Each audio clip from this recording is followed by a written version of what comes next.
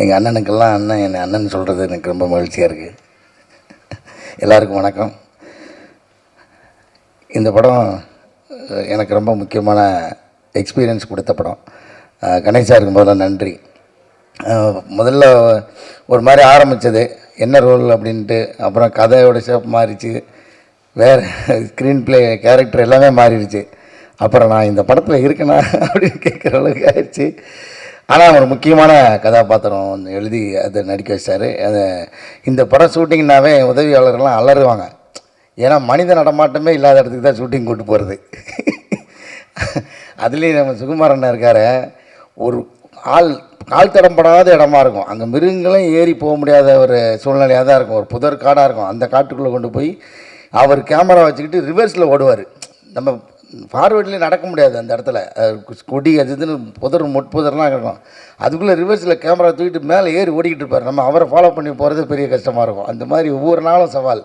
ஒரு நாள் அந்த கூக்கால் பக்கத்தில் ஒரு அங்கேருந்து ஒரு 4 கிலோமீட்டர் கீழே இறங்கணும். இறங்கி ஒரு பள்ளத்துக்குள்ளே ஷூட்டு. ரூமாக கிடையாது. இங்கே வழக்கம் போல் கேரவன் ரூம் அதுக்கெல்லாம் இங்கே இடம் கிடையாது. அவங்கவுங்க டென்ட்டு அவங்களே தூக்கிட்டு போயிடணும். கீழே போய் டென்ட்டு போட்டு தான் தங்கணும் அந்த ஷூட்டிங் ஸ்பாட்டுக்கு. இறங்கினோடனே இங்கே தான் பக்கத்தில் அப்படி இறங்கி போயிடலான்ட்டு அந்த உள்ளூர்கார் ஒருத்தர் அவர் வேகமாக இறங்கி போயிட்டு இருந்தார். அது இறங்கும்போது ஒரு கல் ஒன்று உருண்டு அப்படியே போச்சு. அந்த கல்லை ஃபாலோ பண்ணி பார்த்தேன். அது கீழே அந்த மலையை தாண்டி கீழே தான் போய் லேண்ட் ஆச்சு. எங்கேயுமே லேண்டிங்க்கு இடம் கிடையாது. அப்படி தலைகீழே இறங்கி போனோம்.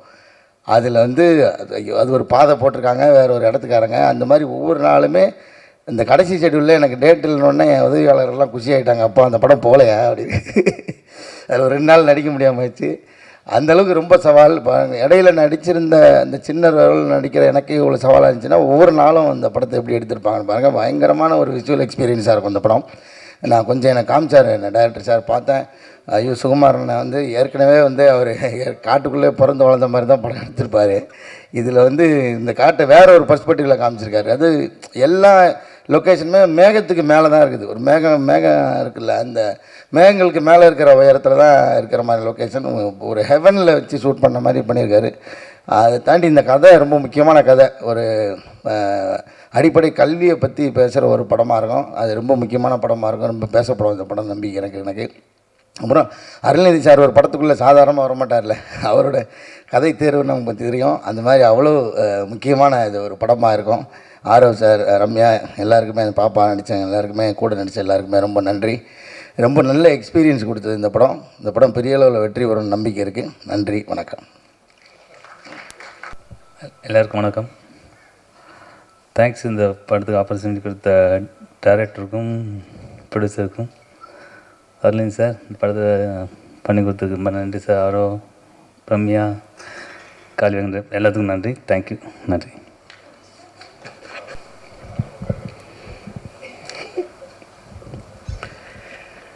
அனைவருக்கும் வணக்கம்.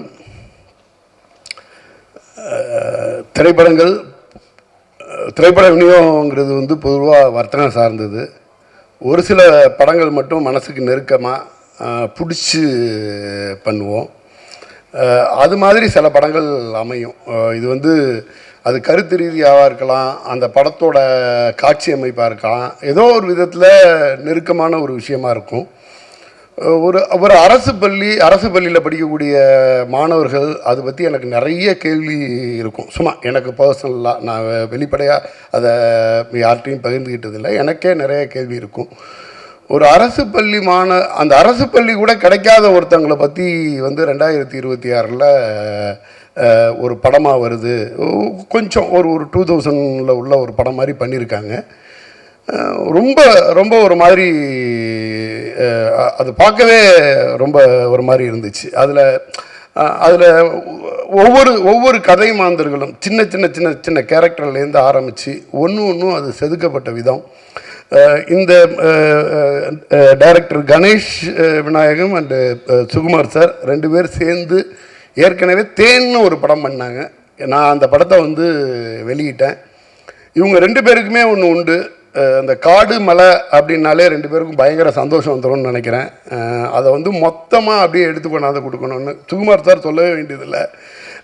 காடு மலை அருவி அப்படின்னா வந்து சுகுமார் சார்னு பேட்டர்ன் பண்ணி வச்சுட்டாரு போல் இருக்கு. அதோட மொத்த அழகியலையும் உள்ளே எடுத்துகிட்டு வந்தாங்க. வந்ததுக்கு பிறகு அதுக்குள்ளே இருக்கக்கூடிய சின்ன சின்ன கேரக்டர்ஸ், அந்த அந்த சின்ன குழந்தை அது நடித்ததாக இருக்கட்டும், அதுக்கு பிறகு வந்து அவங்க ஆரவ் அண்டு ரம்யா பாண்டியன் பேர் அவங்க பண்ணியிருக்க இதாக இருக்கட்டும், என்னென்னா நடிப்புலையே வந்து ஒரு பெரிய மெச்சூரிட்டி இருக்கும், ஃப்ரேம் பை ஃப்ரேம் வந்து ஒரு அழகியல் இருக்கும். இதையெல்லாம் தாண்டி ரொம்ப ஒரு ஹார்ட் ஹீட்டிங்கான விஷயத்தை வந்து ரொம்ப அழகாக எடுத்து சொல்லியிருந்தாங்க. இதையெல்லாம் தாண்டி இதில் வந்து அருள்நிதி சார் ஒரு ஒரு படம் வந்து எனக்கு வந்து ஒரு மூட் செட் பண்ணுற மாதிரி இனிஷியலாக ஒரு கதையை வந்து நகர்த்தி அப்படி எடுத்துகிட்டு வந்தாச்சு. அருள்நிதி சார் ஒரு ஸ்டேஜுக்கு பிறகு உள்ளே வர்றாரு. வந்ததுக்கு பிறகு அந்த படம் வந்து ஒரு ஒரு ஆர்ட் ஃபார்மில் இருக்க படம் ஒரு கமர்ஷியல் படம் மாதிரி வந்து ஒரு பரபரன்னு போக ஆரம்பிச்சிச்சு. மிகப்பெரிய பர்ஃபெக்ஷனிஸ்ட்டு சாரோட படம் என்ன சார் ரியாக்ஷன், மிகப்பெரிய பர்ஃபெக்ஷனிஸ்ட்டு. டிமாண்டி காலனி இதெல்லாம் வந்து சாரோட படத்தை எடுத்து மொத்தமாக நான் வாங்கி வெளியிட்ட படம். அது ஒரு சின்ன சின்ன விஷயத்துலையும் அவ்வளோ பர்ஃபெக்ஷன் பார்ப்பாங்க. அது ப்ரொடியூசருக்கு வந்து ப்ரொடியூசர் ஃப்ரெண்ட்லியாக இருக்கிறதா இருக்கட்டும். நான் வந்து அந்த படம் வாங்கி ரிலீஸ் பண்ணும் பொழுது அதோட இன்டர்வியூ கூட என்னோடய ஆஃபீஸில் உட்காந்தே பண்ணுறேன் அப்படின்னு சொல்லிட்டு ஃபுல் அண்ட் ஃபுல் பண்ணாங்க.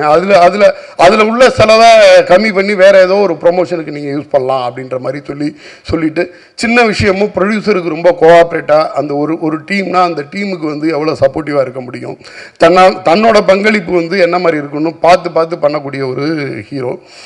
இந்த படம் எனக்கு வந்து ரொம்ப ஒரு பெருமையான படமாக நான் நினச்சி வெளியிடுறேன். ஏன்னா இன்றைக்கி வந்து விளிம்பு நிலை மக்களோட விஷயத்தை வந்து பேசுகிறதுக்கான படங்கள், அதை மிகச்சரியாக சொல்கிறதுக்கான அந்த அரசியல் புரிதலோட படம் பண்ணக்கூடிய இயக்குனர்கள் அதுங்கிறதே வந்து நமக்கு ஒரு வரப்பிரசாதம் அப்படின்னு நினைக்கிறேன். சமீபத்தில் கூட பார்த்தேன், அரசு பள்ளியில் வந்து முன்னாள் மாணவர் நல சங்கம் அதுக்காக காளி வெங்கட் சார் வந்து ஒரு தொடர்ச்சியாக ரீல்ஸ் வந்து வைரல் ஆகிட்டே இருந்துச்சு. ரொம்ப அழகான விஷயம். என்னென்னா இன்றைக்கி வந்து ஜென்சி கிட்ஸோ இல்லை அதுக்கு அடுத்து சோசியல் மீடியா லெவலில் உள்ள கிட்ஸுங்க வந்து அவங்களோட அடுத்தடுத்த ஃப்ரெண்ட்ஸுங்களோட கனெக்டடாக இருக்காங்க. அவங்களோட படித்தவங்க ஸ்கூல்லேருந்து காலேஜ்மெண்ட்லேருந்து எல்லாமே கனெக்டடாக இருக்காங்க. நிறைய அரசு பள்ளி மாணவர்கள் வந்து அது அந்த கனெக்ட் கூட கிடைக்காம எங்கெங்கேயோ போயிடுறாங்க. அது வந்து என்னென்னா நான் கூட நினைப்பேன், ஒரு அரசாங்கமே அதை எடுத்து முன்னாள் மாணவர் நல சங்கத்தை வந்து பண்ணால் என்ன அப்படின்னு எல்லாம் கூட யோசிச்சிருக்கேன். இந்த படத்தில் சம்மந்தப்பட்ட காளி வெங்கட் சார் வந்து அவரோட பள்ளிக்கு ரொம்ப அழகாக அதை பண்ணுறாரு. வாழ்த்துக்கள் காளி வெங்கட் சார். இந்த படம் பெரிய வெற்றி அடையணும். அதே மாதிரி வந்து 90 பிக்சர்ஸ் எஸ்ஜி சரவணன் சார் அவங்க மிஸ்ஸஸ் ஒரு மிகப்பெரிய நம்பிக்கையோட ஜிவி பிரகாஷ் சார் மியூசிக். இந்த படத்தோட பட்ஜெட் பற்றி எல்லாம் கவலைப்படாமல் இந்த படத்துக்கு எந்த அளவுக்கு வேணாலும் நான் சப்போர்ட்டிவாக இருப்பேன், நான் வந்து அந்த படத்தை வந்து எடுத்து ப்ரொமோட் பண்ணி ஸ்டேஜ் பண்ணுவேன் அப்படின்ற மாதிரி ஒரு ப்ரொடியூசர் முதல்ல வந்திருக்காங்க. அதுவும் வந்து ஒரு நல்ல நோக்கத்தோடு உள்ள ஒரு படத்தை எடுத்துகிட்ருக்காங்க. எடுத்து இது மாதிரி வெளியிடும் பொழுது இந்த படங்கள்லாம் அவங்களுக்கு வந்து நல்லபடியாக சப்போர்ட் பண்ணிச்சுன்னா இன்னும் நிறைய நல்ல படங்கள் வர்றதுக்கு ஒரு வாய்ப்பாக இருக்கும். அதே மாதிரி இன்றைக்கி காலையில் எனக்கு வந்து கமல் சார் கால் பண்ணார். கமல் சார் இது வரைக்கும் எனக்கு கால் பண்ணதில்லையே அப்படின்ட்டு திடீர்னு பார்த்தேன். அப்புறம் தான் அது தெரிஞ்சிச்சு நிக்கில் சார்னு. அந்த ஃபோட்டோ அப்படி தான் இருந்துச்சு. நான் ஒரு தப்பு பண்ணியிருக்க பார்த்தேன். எனக்கு ஒரு வாய்ப்பு அளித்த நிக்கில் சாருக்கு இந்த இடத்துல நன்றி சொல்லிட்டு விடைபெறுறேன். நன்றி. ஓகே, எல்லாருக்கும் வணக்கம். நான் கிருத்திகா பாலசுப்ரமணியன். இந்த சினிமா இண்டஸ்ட்ரியில் எனக்கு அவ்வளோ பெருசாக பேக்ரவுண்ட் கிடையாது. நான் ஒரு பட்டிங் ஆர்டிஸ்ட் அப்படின்னு சொல்லலாம். ஸோ அப்படி இருக்கும்போது இந்த படம் அருள்வான் எனக்கு கிடைச்ச ஒரு பெரிய வரம். இந்த மாதிரிலாம் நான் படம் பண்ணுவேன்னா, இவ்வளோ பெரிய ஆர்டிஸ்ட் கூட நான் நடிப்பேனான்னு எனக்கு ஒரு கனவாக இருந்துச்சு. ஸோ அந்த கனவை நிறைவேற்றி வச்ச கணேஷ் விநாயகன் சாருக்கு என்னோட நன்றி. Thank you so much for this opportunity sir. And first of all இந்த கதையை எடுத்து மக்கள்கிட்ட கொண்டு போய் சேர்க்கணும்னு நினச்ச அந்த டிசிஷனுக்கே ரொம்ப ரொம்ப நன்றி சார். அண்ட் இந்த படத்தோட ப்ரொடியூசர் எஸ்ஜி சரவணன் சார், அவர் முழுக்க இந்த படத்தில் அவரோட நம்பிக்கையும் அவரோட டைமையும் இதில் வந்து இன்வெஸ்ட் பண்ணியிருக்காரு. அது அவருக்கும் வந்து ஒரு பெரிய நன்றி. And Sukumar sir, director of cinematography, எங்கள் எல்லாருமே அவ்வளோ அழகாக கேப்சர் பண்ணி ஸ்க்ரீனில் கொண்டு வந்திருக்கீங்க சார். அண்ட் ஒரு லொக்கேஷனுமே வந்து பார்க்க அவ்வளோ பிரெத் டேக்கிங்காக இருக்குது. ஒன்றா பார்த்து வந்து ஒரு லொக்கேஷன் ஃபிக்ஸ் பண்ணி ஷூட் பண்ணார். Thank you so much for that sir. And இந்த படத்தோட music director GV Prakash sir, thank you so much for all the beautiful songs. இந்த அல்லிப்பூ பாட்டு மட்டும் நான் ரிலீஸ் ஆனதில் ஒரு நல்ல 100 தடவை நான் இந்த பாட்டை கேட்டிருப்பேன். அவ்வளோ இனிமையாக இருக்குது. அண்ட் யுகபாரதி சாரோட லிரிக்ஸுமே அவ்வளோ அழகாக இருக்குது. அவர் இங்கே இல்லை, but still thank you so much sir.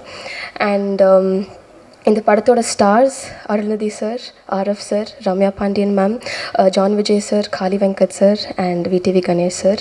இவங்க கூட நடித்தது எனக்கு வந்து ஒரு பெரிய எக்ஸ்பீரியன்ஸ் அண்ட் ஒரு புது லேர்னிங் அப்படின்னு சொல்லலாம். And Lawrence Kishore sir, thank you so much. And கடைசியாக உங்கள் எல்லாருக்குமே ஆஸ் அ ப்ரெசன்ட் மீடியா, இந்த அருள்வான் படம் பூஜை போட்டதுலேருந்து இப்போ ரிலீஸ் வரைக்குமே வந்து நிற்குது. ஸோ இதுக்காக அட்லீஸ்ட் இந்த படத்துக்காக ஒரு 100 பேர் வந்து ராத்திரி பகலமாக உழைச்சிருப்பாங்க. இந்த படம் நல்லா வரணும். நிறைய எஃபர்ட்ஸ், நிறையா ஹார்ட் ஒர்க், நிறையா சேலஞ்சஸை க்ராஸ் பண்ணி தான் நாங்கள் இவ்வளோ தூரம் வந்திருக்கோம். ஸோ இந்த படத்தை நல்லபடியாக நீங்கள் கொண்டு போய் சேருவீங்கிற நம்பிக்கையோடு நான் விடைபெறுறேன். நன்றி, வணக்கம். ஹாய், எல்லாருக்கும் வணக்கம். அருள்வான் படம் அண்ட் ஃபஸ்ட்டு இந்த படத்து கதை கேட்கும் போது அந்த டைமில் கிராமத்து படம் கொஞ்ச நாள் வேணாமே அப்படின்னு யோசிச்சுட்டே போய் தான் கதை கேட்டேன் சாருக்காக. ஆனால் கணேஷ் சார் சொன்னதுக்கப்புறம் பண்ணணுன்னு ஆசை வந்துருச்சு.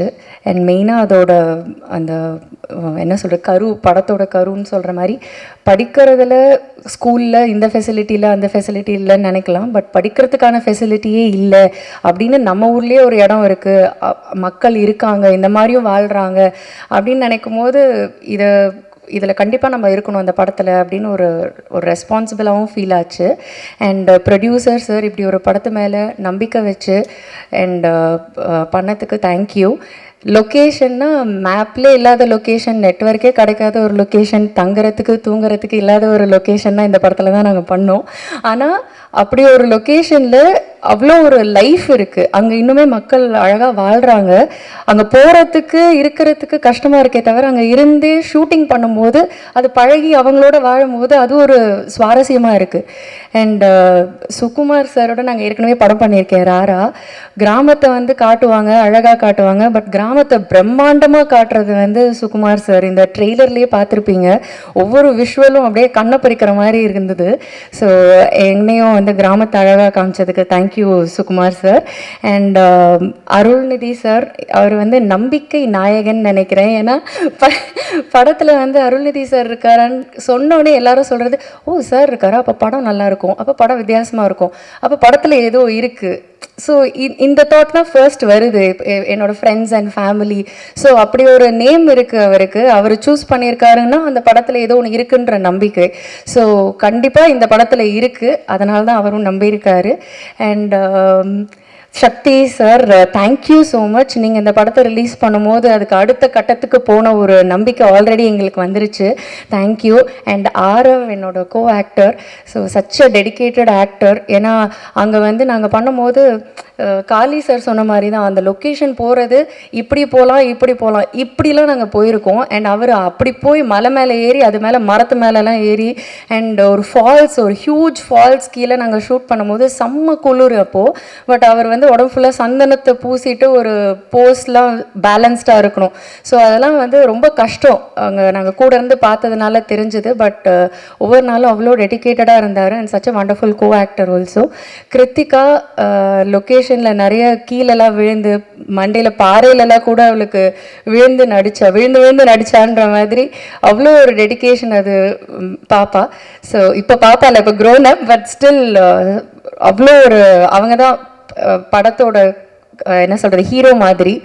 ஸோ எனக்கு இந்த படத்தில் ஒர்க் பண்ணது ரொம்ப ரொம்ப சந்தோஷம். வாய்ப்பு கொடுத்ததுக்கு நன்றி. GV Prakash sir, such a soulful music. Allipoove song repeat மோடில் தான் கேட்குறேன். I think he knows the way to people's heart. அவர் பாடினா அது டைரெக்டாக வந்து ஹார்ட்டில் ஹிட் ஆகிடும். So thank you GV sir. And படத்தோட ஏடிஸ் எல்லாத்துக்குமே தேங்க்யூ. சாம், அசிஸ்டண்ட், அசோசியேட் எல்லா டிபார்ட்மெண்ட்லேயும் சாம் இருப்பார். ஏன்னா அந்த லொக்கேஷனில் ஒர்க் பண்ணுறது பண்ணுறது அவ்வளோ ஈஸி இல்லை. நாங்கள் ஆர்டிஸ்ட்டாக எவ்வளோ கஷ்டமோ அதை விட கஷ்டம் டெக்னீஷியன்ஸுக்கு. அவங்க ஓடிக்கிட்டே இருக்கணும். ஸோ பாதி பேர் கொஞ்சம் பேர் லொக்கேஷனில் இருக்க முடியாமலே போயிட்டாங்க. அப்படி இருக்கும்போது கடைசி வரைக்கும் சாம்லாம் இருக்கார். So thank you Sam. அண்ட் எல்லாருக்குமே ரொம்ப ரொம்ப ரொம்ப நன்றி. யாரையாவது விட்டுட்டேன்னா தெரில. Thank you so much. Thanks for the opportunity. Thank you. அடுத்ததாக இயக்குனர் கணேஷ் விநாயகன் அவர்கள்.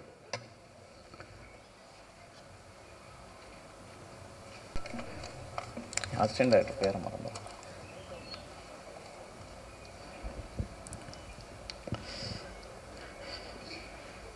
Ninety pictures production private limited Arulvaan திரைப்படத்திற்கு இந்த விழாவிற்கு வருகை தந்த பத்திரிகை நண்பர்கள், வானொலி நண்பர்கள், இணையதள நண்பர்கள், தொலைக்காட்சி நண்பர்கள் மற்றும் மேடையில் அமர்ந்திருக்கும் என்னோட படக்குழுவினருக்கும் எனது நண்பர்களுக்கும் என்னோட மனமார்ந்த நன்றியும் வாழ்த்துக்களையும் தெரிவிச்சுக்கிறேன்.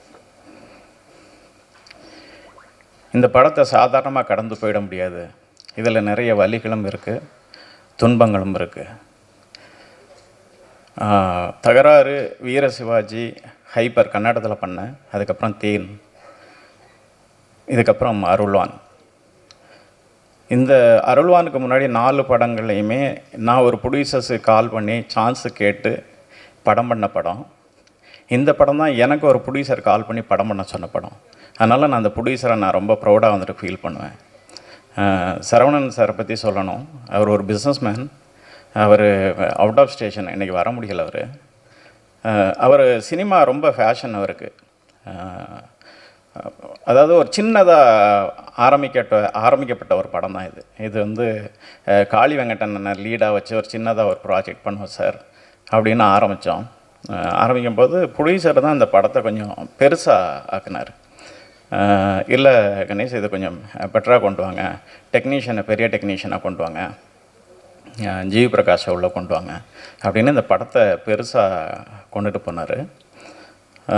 அவர் வந்து சினிமாவில் வந்து 90 பிக்சர்ஸ்ன்னு வச்சுருக்கிறாரு சார். அது 90 ஃபிலிம்ஸுக்கு மேலே படம் பண்ணணுன்னு என்னோடய ஆசை. கண்டிப்பாக அவர் பண்ணுவார். ஏன்னா அவர் வேறு பிஸ்னஸாக இருந்தாலும் சினிமாவை பற்றி நிறைய யோசிச்சுக்கிட்டே தான் இருக்கிறார் அவர் எப்போதுமே.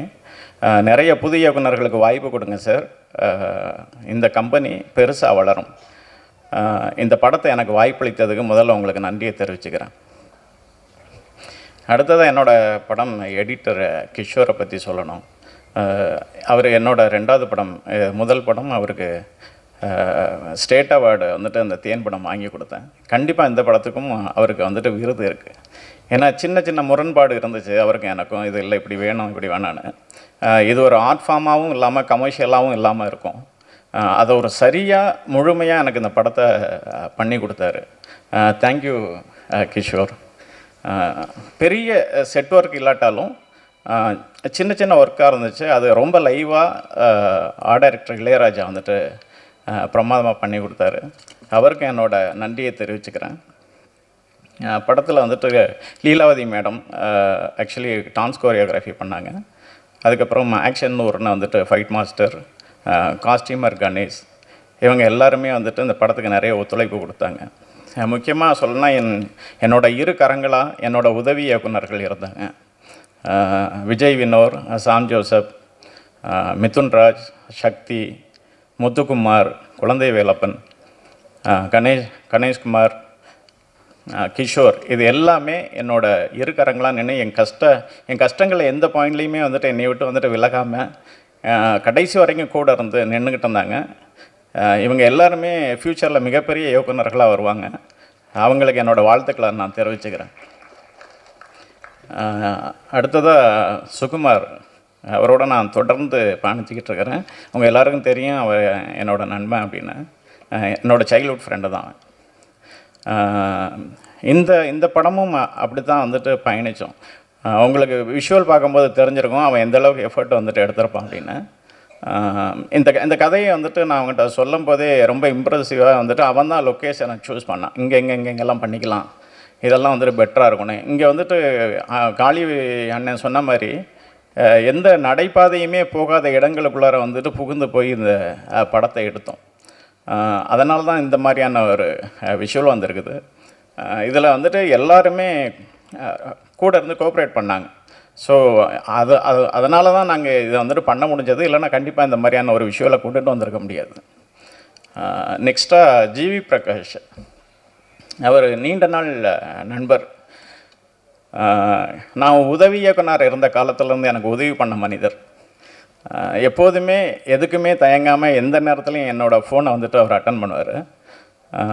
நான் இப்படி ஒரு படம் பண்ணுறேன் அப்படின்னு வந்துட்டு சொல்லும்போது, இது நாங்கள் வந்துட்டு இந்த சொல்ல முடியாத டிஜிட்டில் தான் அவரோட பேமெண்ட் இருந்துச்சு. அதெல்லாம் அவர் பொருட்படுத்தாமல், பரவாயில்ல நீ நல்லா வாடா, ஒன்றும் பிரச்சனை இல்லை, இந்த படத்தை பெருசாக நம்ம கொண்டு போய் சேர்ப்போம் அப்படின்னாரு. இந்த படம் மிகப்பெரிய வெற்றி பெற்றால் அதில் 50% அவரோட உழைப்பு இருக்குது. அப்படி ஒரு மியூசிக் பண்ணி கொடுத்துருக்கிறாரு. ரொம்ப நன்றி ஜிவி. அடுத்ததாக கிருத்திகா சொல்லணும். இந்த படத்தில் ஆக்சுவலி 3 ஹீரோக்கள். ஒன்று ஆரவ் சார், இன்னொன்று அருள்நிதி சார், அப்புறம் கிருத்திகாவை வந்துட்டு சொல்லணும். ஏன்னா மெயின் கண்டென்ட்டாக வந்துட்டு கிருத்திகாவோட பேஸில் தான் அந்த கதைக்குள்ளார இருக்கும். அவள் பட்ட கஷ்டங்களை நம்மளால் வந்துட்டு சொல்ல முடியலை. அவள் குழந்த தினசரி அவங்க அம்மா கண்ணை பார்த்தோன்னா அவங்க கண் வந்துட்டு கண்ணீர் ததும்பி நிற்கும். ஏன்னா தான் குழந்தை எவ்வளோ கஷ்டப்படுது அப்படின்னு. அது அவங்களுக்கு அந்த வலி வந்துட்டு அந்த ஸ்பாட்டில் வந்துட்டு பெருசாக இருந்ததே தவிர அதனோட அவுட்புட் பார்க்கும்போது ரொம்ப சந்தோஷப்பட்டாங்க. எல்லா இடத்துலையுமே, அதாவது நாங்கள் வந்து என்ன சொல்கிறது, ஒரு ஹில்லுலேருந்து கீழே லொக்கேஷனில் கீழே இறங்கணும். கிட்டத்தட்ட ஒரு 2.5 மணி நேரம் கீழே வரணும். கீழே இருந்து மேலே போக முடியாது. 3.5 மணி நேரம் எங்களுக்கு வந்துட்டு செலவாகும். அதனால் நாங்கள் என்ன பண்ணோன்னா, அந்த பர்டிகுலர் ஏரியாக்குள்ளாரையே ஒரு டென்ட்டு அமைச்சு அதுக்குள்ளார தான் எல்லாருமே ஸ்டே பண்ணியிருந்தோம். அப்படி தான் எல்லாருமே ஒரு 18 நாள் அந்த இடத்துல வந்துட்டு ஸ்டே இருந்தாங்க.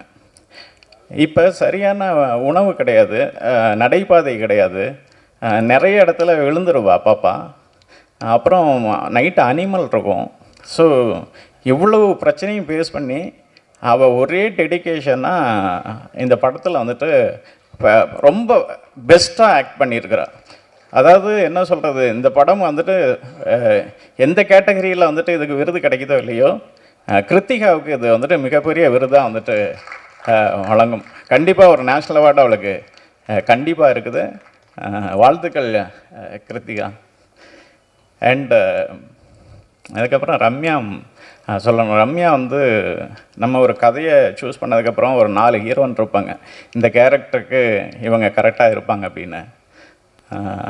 அப்படி வந்து ரம்யா இருந்தாங்க. ரம்யாவுக்கு கால் பண்ணோன்னே அவங்க அங்கேருந்து வரும்போதே சொல்லிட்டாங்க, சார் நான் அந்த வில்லேஜ் படம்லாம் பண்ண மாட்டேன், சிட்டி பேஸில் ஏதாவது கதை இருந்துச்சுன்னா சொல்லுங்கள், நான் வரேன் அப்படின்னாங்க.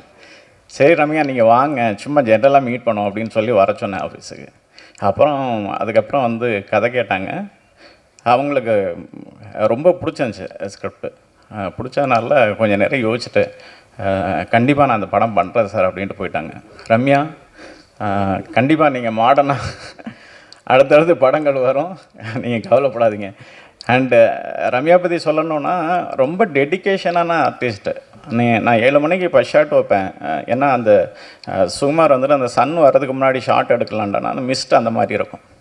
ஆனால் இவங்க 6:50க்கெல்லாம் கரெக்டாக வருவாங்க. அதுவும் காஸ்டியூம் மேக்கப்போடு வருவாங்க. வித்தவுட் மேக்கப் தான், ஆனால் பட் லைட்டாக அவங்க மேக்கப் அப்ளை பண்ணிப்பாங்க. ஆனால் அவ்வளோ காலையில் அந்த குளிரில் அங்கே எந்த வசதிகளுமே இல்லாத ஒரு இடத்துல கூட அவ்வளோ டெடிக்கேஷனாக வந்து எங்களுக்கு வந்துட்டு கோஆப்ரேட் பண்ணாங்க. ரொம்ப தேங்க்ஸ் ரம்யா. அண்டு அண்ணன் காளி அண்ணனை வந்துட்டு பற்றி சொல்லணும். அண்ணன் நீங்கள் படத்தில் கொஞ்சமான சீன்கள் வந்தாலும் அந்த படத்தை வந்துட்டு 2-3 இடத்துல ரொம்ப தாங்கி பிடிச்சிருக்கிறீங்கண்ணே. அது ஒரு சிறந்த ஒரு படைப்பாளி, ஒரு சிறந்த ஆக்டர். கூடிய சீக்கிரம் கண்டிப்பாக அண்ணனோட நான் சேர்ந்து ஒரு படம் பண்ணுவேன். ஏன்னா எனக்கு காளியன் அண்ணன் அந்தளவு ரொம்ப பிடிக்கும். இந்த படத்தில் வந்துட்டு எதையுமே வந்துட்டு யோசிக்காமல் உனக்கு பண்ணித்தரேன்னு வந்து எங்களோட ஜாயின் பண்ண காளியன் எனக்கு என்னோடய மனமார்ந்த நன்றியை தெரிவிச்சுக்கிறேன். அண்டு கோ ஆர்டிஸ்டாக ஜான் விஜய், விடிவி கணேஷ், ஹரிஷ் உத்தமன், சரவணன் எல்லாருக்குமே என்னோடய மனமார்ந்த நன்றியை தெரிவிச்சுக்கிறேன். ஆரவ் சாரை பற்றி சொல்லணும். நான் ஃபஸ்ட்டு இந்த கதையை ஆரவ் சார்கிட்ட சொல்லும்போது, சார் இந்த கதையில் 2 இம்பார்ட்டண்டான கேரக்டர்ஸ் இருப்பாங்க. ஒன்று குழந்தை, இன்னொன்று கலெக்டர். இது உங்களுக்கு ஓகேவா சார் அப்படின்னு சொல்லி தான் அந்த கதையை ஆரம்பித்தேன். கதை சொல்லுங்கள் அப்படின்னு சொன்னார். கதை அவருக்கு ரொம்ப பிடிச்சிருந்துச்சு.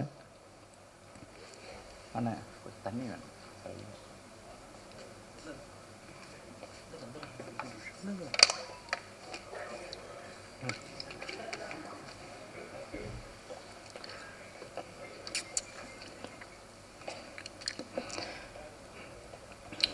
அவர் கதை கேட்டுட்டு, சார் இந்த கதையை நம்ம சொல்லாமல் வந்துட்டு யார் சொல்கிறது சார், எந்த இடமா இருந்தானே, இது வந்து ஒரு தனிப்பட்ட கருத்து கிடையாது, இது சொசைட்டிக்குள்ளார நடக்கிற ஒரு கருத்து இல்லை, அதனால் நான் தாராளமாக அந்த படத்தில் நடிக்கிறேன்னு தான் இந்த ஸ்கிரிப்டுக்குள்ளார வந்தார்.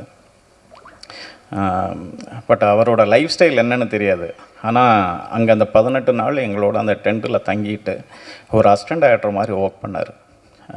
ஒரு டைம் சொன்னால் அந்த டைமு, என்ன காஸ்டியூம் கொடுக்குறோமோ அந்த காஸ்டியூமை அங்கே வந்துட்டு நாங்களே சமைச்சு அப்படி தான் ப்ரொவைட் பண்ணிக்கிட்டு இருந்தாங்க. ஏன்னா அவங்க உணவு பழக்க வழக்கங்கள் எப்படி இருக்குன்றது தெரியாது. கொடுக்குற சாப்பாடை வாங்கி சாப்பிட்டுக்கிட்டு ரொம்ப டெடிகேஷனாக அந்த படத்துக்கு ஒர்க் பண்ணார். இவர் வந்துட்டு முற்பகுதியில் இந்த படத்தோட ஃபஸ்ட் ஹாஃபில் இந்த மண்ணுக்கும் இந்த மக்களுக்குமான போராடுற ஒரு மனிதனாக இருக்கிறாரு. இதனோட 2ஆம் பகுதி செகண்ட் ஹாஃபில் இந்த சொசைட்டிக்கு போராடுற ஒரு மனிதராக தான் அருள் சார் இந்த படத்துக்குள்ளார இருக்கிறார். ஸோ எந்த எதிர்பார்ப்பும் இல்லாமல் ஆரவ் சார் இந்த படத்தை நடித்து கொடுத்ததுக்கு என்னோட மனமார்ந்த நன்றியை தெரிவிச்சுக்கிறேன். Thank you Aarav sir. ஆக்சுவலி அருள் சாரை பற்றி நிறைய சொல்லணும். கிட்டத்தட்ட என்னோட 2வது படம் சாரோட. ஒரு 14 வருட நட்பு அவரோட எனக்கு. சாரை பற்றி ஃபஸ்ட்டு வந்துட்டு நான் சொல்லிடுறேன். ரொம்ப எளிமையானவர், உங்கள் எல்லாத்துக்கும் தெரியும். ரொம்ப அன்பானவர். அதாவது பெரியவங்க சிறுவங்கன்னு பார்க்க மாட்டாங்க, எல்லாரையுமே ஒரே மாதிரி நடத்தக்கூடிய ஒரு மனிதர். இவன் வெற்றி பெற்றவன், இவன் தோல்வி பெற்றவன் அப்படின்னு நினைக்க மாட்டார். எல்லாத்துக்கிட்டையும் கதை பிடிச்சிருந்துச்சுன்னா படம் பண்ணுற ஒரு சிறந்த குணம் கொண்டவர். இது எனக்கு தெரிஞ்சு அருள் சார்கிட்ட இருக்கிற நற்குணங்கள். அப்புறம் இந்த கதையை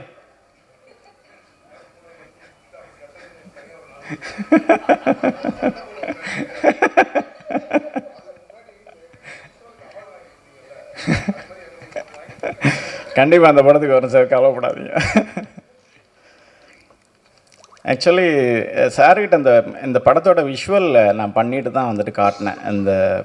சார் இப்படி ஒரு ஸ்கிரிப்ட் பண்ணியிருக்கிறேன், இது உங்களுக்கு பிடிச்சிருந்துச்சுன்னா கதை கேளுங்க சார் அப்படின்னா, அவர் உடனே வந்துட்டு இந்த கதையை வந்துட்டு கேட்டார் என்கிட்ட. ஸ்கிரிப்டு ரொம்ப நல்லா இருந்தது. நல்லா இருந்தோடனே அவர் என்ன சொன்னார்னா, இது கண்டிப்பாக நம்ம சொல்ல வேண்டிய படம் கணேஷ், இதை கண்டிப்பாக வந்துட்டு நான் நடிக்கிறேன் அப்படின்னு தான் இதை ஒத்துக்கிட்டார். அதுக்கப்புறம் ப்ரொடியூசர்கிட்ட இந்த விஷயத்தை கன்வே பண்ணோன்னா ப்ரொடியூசரை அவரும் மீட் பண்ணாங்க. ப்ரொடியூசர்கிட்டையும் ரொம்ப ஓப்பனாகவே வந்துட்டு பேசி இது பண்ணிட்டார். ஆனால் பட்டு சாருக்கு மோஸ்ட்லி வந்துட்டு இங்கே தான் தேனி டிஸ்ட்ரிக்குள்ளாரெலாம் ஒரு 4 நாள் மலைப்பகுதியில் அவரை படாத பாடு படுத்திட்டேன் நான்.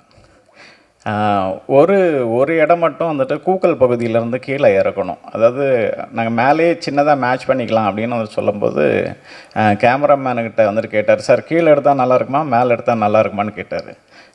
கேமராமேன் வந்துட்டு கீழே எடுத்தால் நல்லா இருக்கணும் வந்துட்டு சொல்லிட்டார். அவர் கீழே இறங்கினார். இறங்கினதுக்கப்புறம் ரியாக்ஷன்லேயே என்னை திட்டினார், வேறு எதுவுமே சொல்லலை. ஸோ அந்த அளவுக்கு ஒரிஜினலாகவே கஷ்டப்பட்டு அதை வந்துட்டு பண்ணோம்.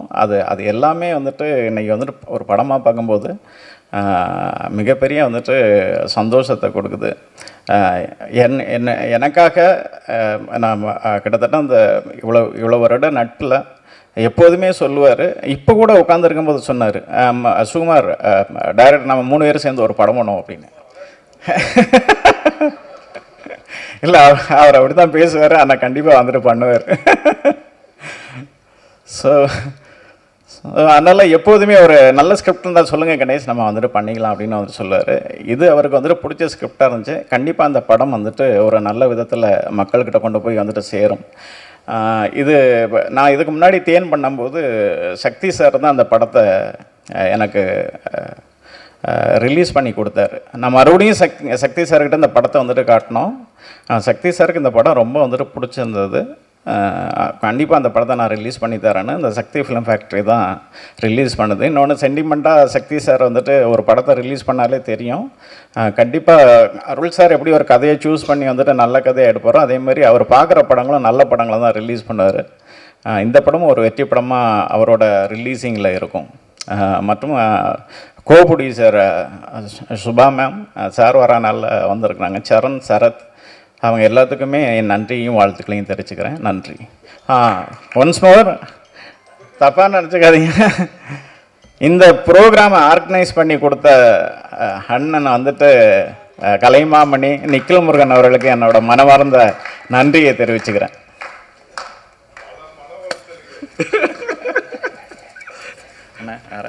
தேங்க்யூ.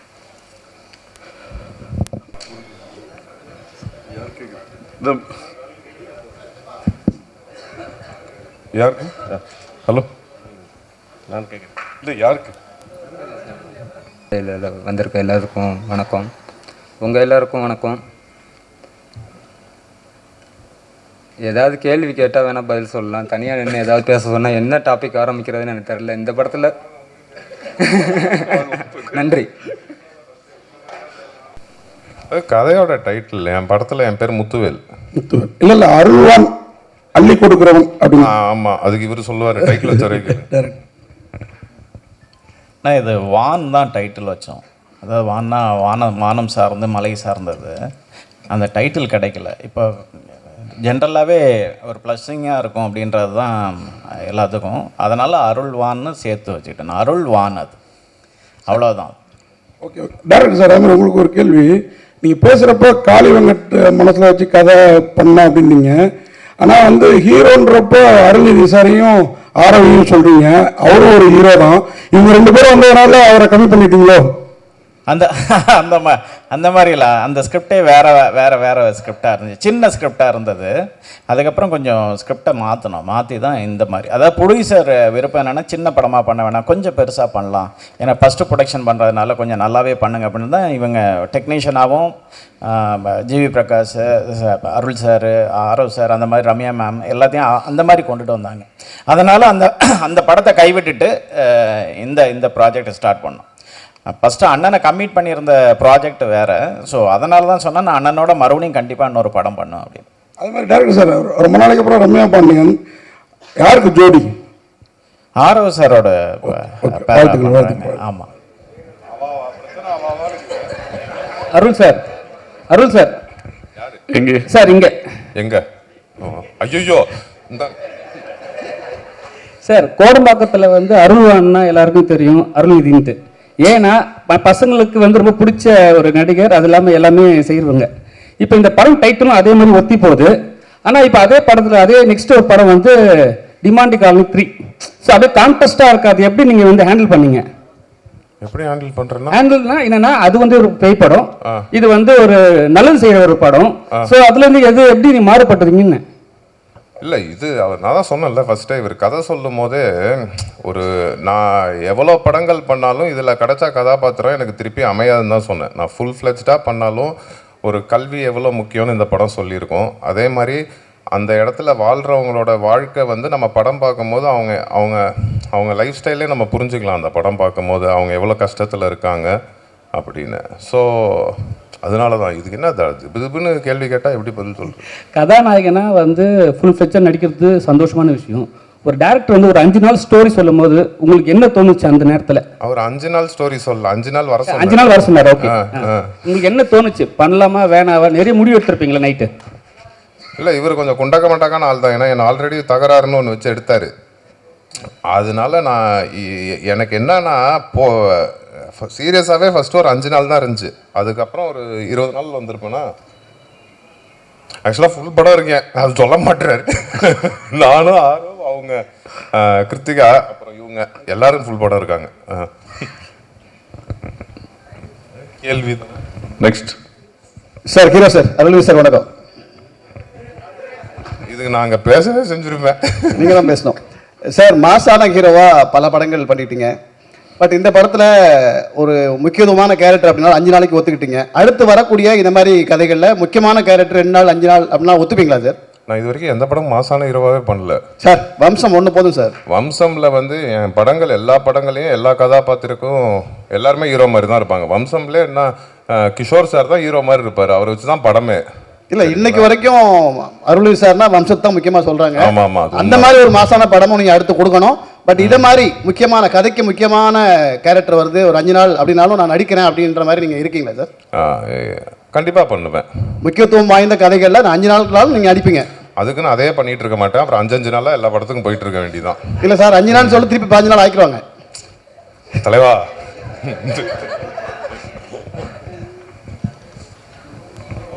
நெக்ஸ்ட் ஆரோவுக்கு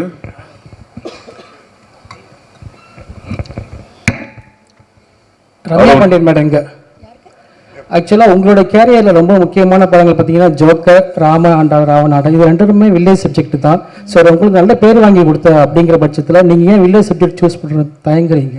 இல்லை, இந்த படம் கதை கேட்கும் போது உண்மையிலே அந்த மைண்ட் செட்டில் தான் இருந்தேன். ஏன்னா வர எல்லாமே வில்லேஜ் சப்ஜெக்ட். அது நல்ல வில்லேஜ் சப்ஜெக்டாக இருந்ததுன்னா நம்மள அறியாமல் நான் ஓகேன்னு தான் சொல்லியிருக்கேன்.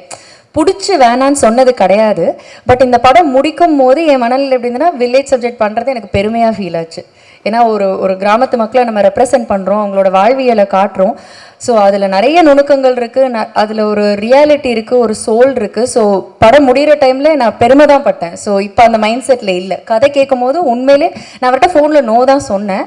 ஸோ இருந்தாலும் ஒரு வாட்டி கேட்க வாங்கினாங்க. தேங்க்யூ சார் திருப்பி வர சொன்னதுக்கு. ஸோ கதை கேட்டதுக்கப்புறம் எனக்கு ரொம்ப ஹாப்பி ஆயிடுச்சு. ஸோ இனிமேல் வில்லேஜ் படம் கண்டிப்பாக. சார் ஆரோ சார். சார், தமிழ் சினிமாவில் வந்து பெரும்பாலும் வந்து டபுள் ஹீரோ வந்து நடிக்கிறது வந்து ரேராக தான் நடிப்பாங்க. அருள்நிதி சார் கூட நடிச்சிருக்கீங்க. உங்களுக்கு எந்த அளவுக்கு எக்ஸ்பெக்டேஷன் இருந்தது? என்ன சவால்கள் எல்லாம் சந்திச்சிங்க?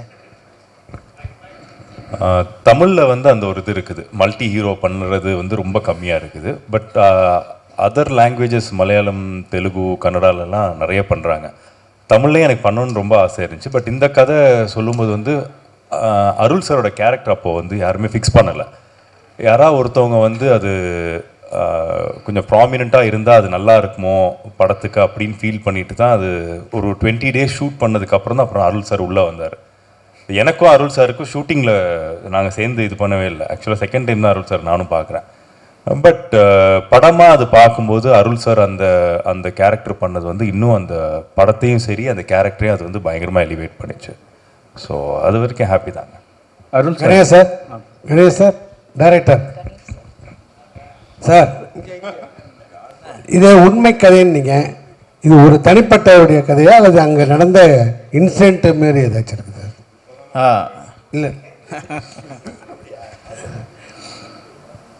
ஒருத்தருக்கு படிப்பு இல்லையா அல்லது அந்த ஊரில் உள்ள அத்தனை பேருக்கு? அதாவது அங்கே ஒரு என்ஜிஓ ஆய்வுப்படி என்ன சொல்கிறாருன்னா 25% வந்து தான் படிப்பு இருக்குது, 75% வந்துட்டு கிடைக்க மாட்டேங்குது அப்படின்னு தான் சொல்கிறாரு. முக்கியமாக இது வந்துட்டு இந்த படம் வந்துட்டு காடர் மொழியில் எடுக்கப்பட்ட படம். அதாவது காடர் மொழி ஏஷியாவிலே ஃபஸ்ட்டு மொழி அப்படின்னு வந்துட்டு சொல்கிறாங்க.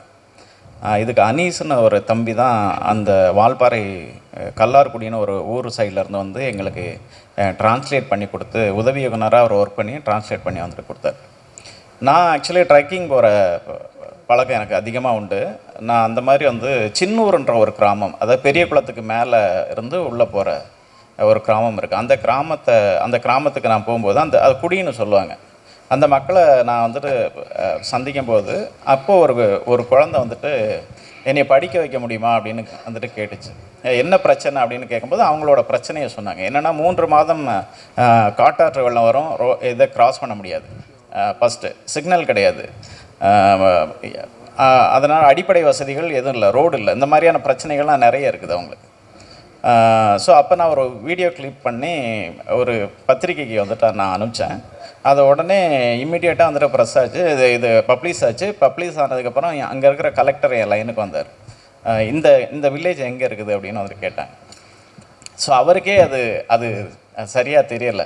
அதுக்கப்புறம் நான் ஒரு அட்ரஸ் வந்துட்டு சொன்னேன். அப்புறம் இது தேனி மாவட்டத்திலேருந்து பேசின கலெக்டரு, இது பெரியகுளம் வந்துட்டு திண்டுக்கல் மாவட்டத்தை கனெக்ட் பண்ண போல. அதுக்கப்புறம் அங்கேருந்து எல்லாருமே அந்த குழந்தைய போய் பார்த்து அதுக்கான எஜுகேஷனை கொடுத்து இன்றைக்கி அந்த பொண்ணு வந்துட்டு அதை எஜுகேஷனை முடிச்சிருச்சு. இதனோட இன்ஸ்பயர் தான் அந்த கதை. ஓகே சார், இந்த கேரக்டருக்கு முத்துவேல்னு வச்சுருக்கீங்க, முத்துவேல் கருணாநிதினு வச்சுருக்கலாமே. இது சார்கிட்ட கேட்கலாம். சார் சுகுமார் சார் பார்ட் 2ல் வைப்பார். சார் சுகுமார் சார், தொடர்ந்து மலைவாழ் மக்களுடைய கதை, காடு மலைகள் இதே தான் காட்டிகிட்டு இருக்கீங்க. எப்போ தான் வந்து நீங்கள் ஒரு லவபிள் படமாக பண்ண போகிறீங்க? அது ஜியோ வருது இமீடியட்டாக, அது பாருங்கள். மான்கார் அது மாதிரி அது கலர்ஃபுல்லாக ஃபுல் சிட்டி படமாக இருக்கும். விரைவில் அது வரும்.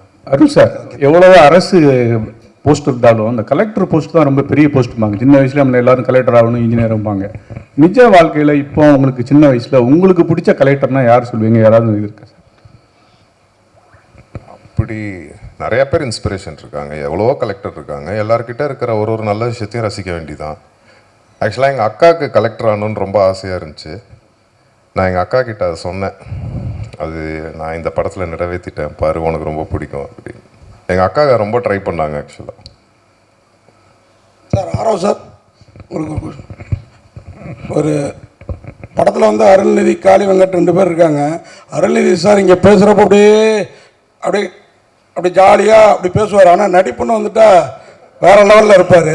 அவர் உள்ளே வந்துருக்கிறாரு. அதே மாதிரி காளி வெங்கட்டும் பார்த்தீங்கன்னா ரொம்ப சாதாரணமாக, நம்மளோட சாதாரணமாக இருப்பார். ஆக்டிங்கில் வேறு லெவலில் இருப்பார். உங்களுக்கு அந்த பயம் இருந்ததா? ஏன்னா நீங்கள் வந்து நல்ல நடிகர் தான், ஆனால் ஒரு 2வது 3வது படத்தில் இவங்களோட ஜாயின் ஆகிறப்ப நம்மளை தூக்கி சாப்பிட்ருவாங்களோங்கிற ஒரு திங்கிங் உள்ளுக்குள்ளார இருக்கும் இல்லையா? இது இல்லாமல் ரம்யா பாண்டியன் வேறு, அவங்க கிளாமரும் சரி ஆக்டிங்கும் பிரமாதமாக பண்ணுவாங்க. எப்படி ஃபீல் பண்ணீங்க? இல்லை, ரம்யா பாண்டியன் பார்த்து பயப்படல. அதில் இல்லை, அருள் சார் கூட எனக்கு இல்லை, போர்ஷன்ஸ் இல்லை. அந்த மாதிரி தான் படத்தில் கதை அப்படி. அதனால அருள் சார் கூட நடிக்கிற இது இல்லை. பட் காளி சார் கூட 2-3 இது இருந்துச்சு. அஃப்கோர்ஸ் ஒரு பயங்கரமான ஒரு ஆக்டர் அவங்க. அந்த அந்த சீனோட போகும்போது ஐ திங்க் நாங்கள் டைம் லிமிட்டேஷன்ஸ் அதெல்லாம் இருந்தாலும் டக்குன்னு கரெக்டாக பண்ணிட்டோம் அதை. பட் அது படமாக பார்க்கும்போது சார் பண்ண அந்த போர்ஷன்ஸ் வந்து அவ்வளோ ஸ்ட்ராங்காக ஃபீல் ஆச்சு, பயங்கர எமோஷன்ஸ் ஃபீல் ஆச்சுது. ஸோ அது அவர் ஜஸ்டிஃபை பயங்கரமாக அதை பண்ணிட்டார். சார் லால்குடி இளையராஜா சார், நீங்கள் பேசுகிறப்ப ஏதாவது கேள்வியாக கேட்டால் பதில் சொல்லுவேன். நீங்கள் மலை சார்ந்த இடமே நல்ல இயற்கையான இடம், ரொம்ப அழகாக இருக்கும். நீங்கள் அங்கே என்ன செட்டு பண்ணால் நீங்கள் விருதுலாம் பல விருது வாங்கினவர், இந்த படத்துலேயும் உங்களுக்கு விருது இருக்கும், உங்களுக்கும் சுகமாக இருக்கும், கண்டிப்பாக இருக்கும். ஃபஸ்ட்டு உங்களுக்குலாம் ஆர்டரேஷன்னா செட்டு போடுறதுன்னு யார் சொன்னது? இல்லை, அதான் அது தெரியாமல் தான் கேட்குறேன். செட்டு போட்டால் தான் அது ஆர்டரேஷன் நினச்சிட்டு இருக்கீங்களா? நீங்கள் யாரும் டிசைட் பண்ணிக்கிறீங்க? ஃபஸ்ட்டு ஆர்டரேஷன்னா என்ன நீங்கள் கேட்டீங்கல்ல, கொஸ்டின் கேட்டிருக்கீங்கல்ல? ஆமாம், செட்டு போட்டால் தான் ஆர்டரேஷன். சார் நானும் பேசிக்காக ஒரு ஓவியம் தான். 10வது முடிச்சுட்டு வந்து ஓவிய கல்லூரியில் இடம் கிடைக்காம தான் பத்திரிகையாளராக மாறினேன். அதுக்கப்புறம் எனக்கு இடம் கிடைச்ச பையன் அப்புறம் பத்திரிகைக்காரங்களா ஒரு ஓவியனா இருந்துட்டு அந்த கேள்வி கேட்கக்கூடாது இல்லை? இப்போ ஆர்டரேஷன் லைக் ஒரு களம், அந்த களம் எங்களுக்கு மாட்டிருக்க சார். ஒரே நிமிஷம், கேள்விங்கிறது என்ன சார்ந்து இல்லை, என் மூலியமா மக்களுக்கான விளக்கம். அவங்க இது இவ்வளவு அளவுக்கு நாலேஜா இருக்க மாட்டாங்க, உங்க அளவுக்கு குறைஞ்சபட்சம் எல்லா டெஸ்ட்டுமே அப்படியே கட்டிட்டு இருக்கீங்க. மேஸ்திரி கூட ஏதோ ரீபர்சல் செட் போட்டுக்கிட்டே இருப்பாங்க அப்படின்னு படம் ஃபுல்லா ஒர்க் பண்ற எல்லா ஃப்ரேம்ஸ்லயும் ஆர்டரேஷனோட பங்கீடு இருக்கு. நாங்கள் இருக்கோம் இல்லை அப்படிங்கிறது இல்லை, நாங்கள் லொக்கேஷன் பார்க்குறோம், அந்த லொக்கேஷனில் தான் அந்த கதை நடக்குது அப்படிங்கிறத டிசைட் பண்ணுறோம். கதையோட களத்தை நாங்கள் தான் ஆராய்ஞ்சு அந்த இடத்துக்கு கூட்டிகிட்டு போகிறோம் எல்லா ஆர்டிஸ்டையும். ஸோ செட்டு போட்டால் தான் ஏதாவது ஒன்று ப்ளைவுட்டை வச்சு மேக் பண்ணாதான் அப்படின்னு நினச்சிட்டு இருக்கக்கூடாது. கதைக்குள்ளே ஃபுல்லாக இருக்கும். ஈச் அண்ட் எவ்ரி ஃப்ரேமில் ப்ரொடக்ஷன் டிசைனிங் இருக்குது. அது என்ன கலர் ஸ்கீமில் போகலான்னு டிஸ்கஸ் பண்ணுறோம். கேமராமேன் கூட என்ன லைட் அப்பில் எடுக்கலான்னு டிஸ்கஸ் பண்ணுறோம். ஸோ கதை ஃபுல்லாக ஆராய்ஞ்சிட்டு இருக்கோம். நீங்கள் ஏதோ செட்டு போடுறது அதனால கதை இது போய் ஏதோ மலையிட்ட நின்னா நாங்கள் என்ன பண்ண போகிறோம் அப்படின்னு கொஸ்டின் கேட்டுட்டு இருக்கக்கூடாது அப்படிங்கிறது என்னோட தாழ்மையான வேண்டுகோள். இனிமேலாவது இந்த கொஸ்டின்ஸ் இது மாதிரி கொஸ்டின்ஸ் விளக்கம் கிடைச்ச பிறகுதான் எனக்கே அது தெரியுது. அப்போ மக்களும் இதுக்கப்புறம் தெரிஞ்சுப்பாங்கிறதுக்கு தான் இந்த கேள்வி. நன்றி. இதை போஸ்ட் பண்ணீங்க, நான் கரெக்டாக போஸ்ட் பண்ணி நான் கரெக்டாக கொண்டு போய் சேர்த்தீங்கன்னா ஆர்டர்ஸ் அங்கே மலையில் என்ன இப்போ செட்டு போடுறீங்க, அங்கே திருவிழா எடுக்கிறப்போ உங்களுக்கு என்ன வேலைன்னு கேட்காம இருப்பாங்க ஆடியன்ஸு. நீங்கள் தான் அதை கரெக்டாக கொண்டு போய் அப்போ ரீச் பண்ணணும். ஸோ தெரிஞ்சுக்குவாங்கல்ல மக்கள். ஃபிலிம் மேக்கிங்னா ஒவ்வொருத்தவங்களுக்கும் ஒவ்வொரு பார்ட் இருக்குதான், அதில் எவ்வளோ இம்பார்ட்டன்ட் என்னென்ன பார்ட்டில் இருக்குது அப்படிங்கிறத மக்கள் எந்த அளவுக்கு ரீச் பண்ணுறாங்களோ அப்போ தான் கலை வடிவம் கொண்டு போய் அவங்களுக்கு போய் ரீச் ஆகும். நன்றி. நன்றி. டைரக்டர் சார் உங்களுக்கு ஒரு கொஸ்டின். இந்த படத்தோட டிசைனில் காடும் சேர்ந்த இடமும் நார்மலாக இருக்குது, சிட்டி தலைகீழ இருக்குது. இது என்ன கனெக்ட் பண்ணுறீங்க? இல்லை, அதாவது இருக்கு அதாவது இப்போ ஒரு கலெக்டர்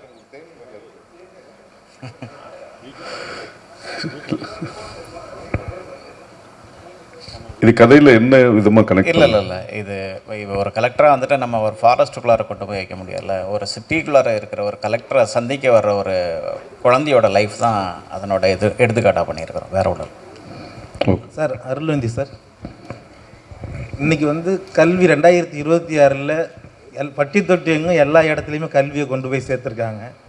ஆனால் இன்னமும் ஒரு சில மலைவாழ் மக்களுக்கு கல்வி கிடைக்கல, ஏழை எளிய மக்களுக்கு கல்வி கிடைக்கலன்னு சொல்லியிருக்காங்க. இதுக்கு என்ன காரணமாக இருக்குன்னு நீங்கள் நினைக்கிறீங்க சார்? இதுக்கு காரணம் தெரிஞ்சால் நான் இங்கே உட்காந்துருப்பேண்ணா, நெஜ கலெக்டராக இருக்க மாட்டேன். அந்த கஷ்டத்தை தான் இந்த படத்தில் சொல்லியிருக்கோம். ஸோ இப்போ நிறைய இடத்துல நிறைய பேர் அதை செஞ்சுட்டு வராங்க. இதுவும் பேஸ்ட் ஆன் ட்ரூ ஸ்டோரி தான். இது உண்மையாகவே எங்கே நடந்தது, எந்த கலெக்டர் அதை செஞ்சார், எந்த ஊரில் நடந்துச்சு, அங்கே பேசிகிட்டு இருக்காரு. இங்கே பாருங்கள், முக்கியமான கேள்வி அது எல்லாமே இவர் சொல்லியிருக்காரு. அதை கேளுங்க, அதை ஒரு தடவை கேளுங்க. நிறைய பேர் ட்ரை பண்ணுறாங்க. இன்னும் இப்போ எல்லா இடத்துலையுமே இப்படி இருக்குன்னு நம்ம சொல்ல முடியாது. எல்லா இடத்துலையுமே கல்வி போய் ரீச் ஆயிடுச்சு. இவர் தான் சொன்னார், இன்னும் 20% இடத்துல, ஆமாம், அது 25% இருந்து இன்னும் கம்மியாக இருக்கும்.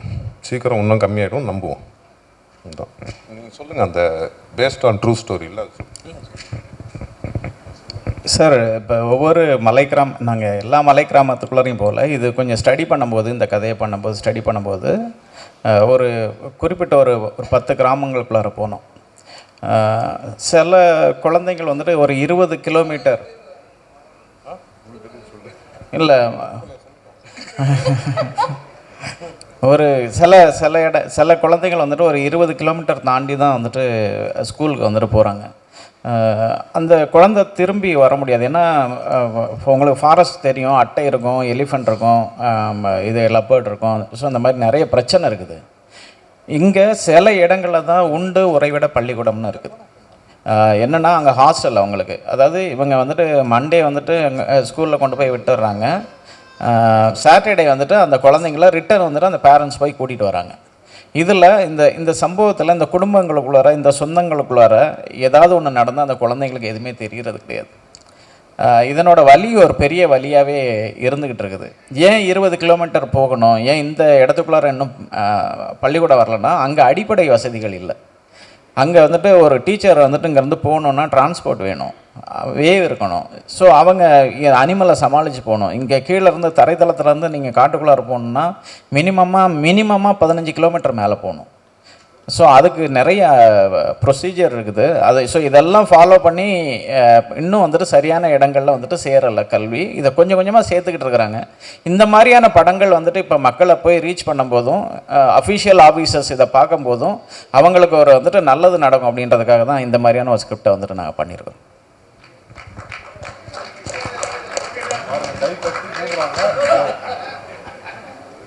சரி, நிறைய படங்களில் நீங்கள் ஹீரோவாக நடிச்சிட்டிங்க.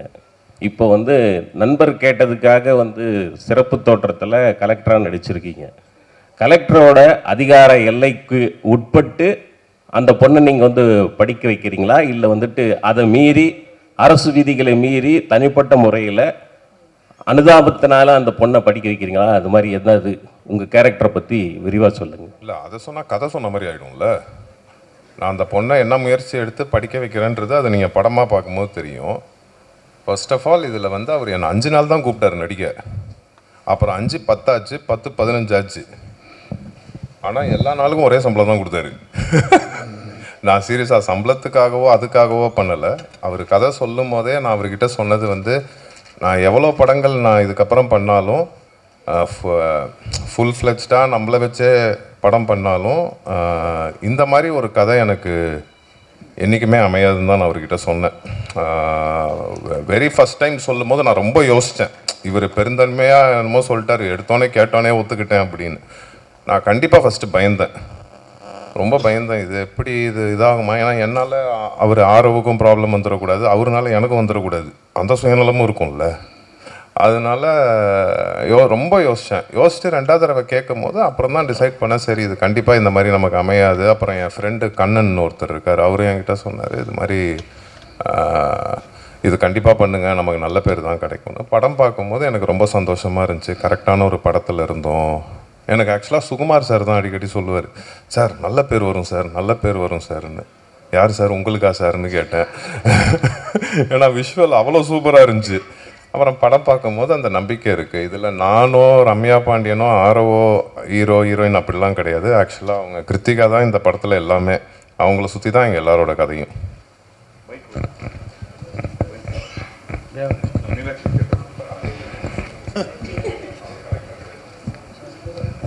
அருள் சார் நீங்கள் இந்த படத்தில் நல்ல பேர் வரும்னு சொன்னீங்க.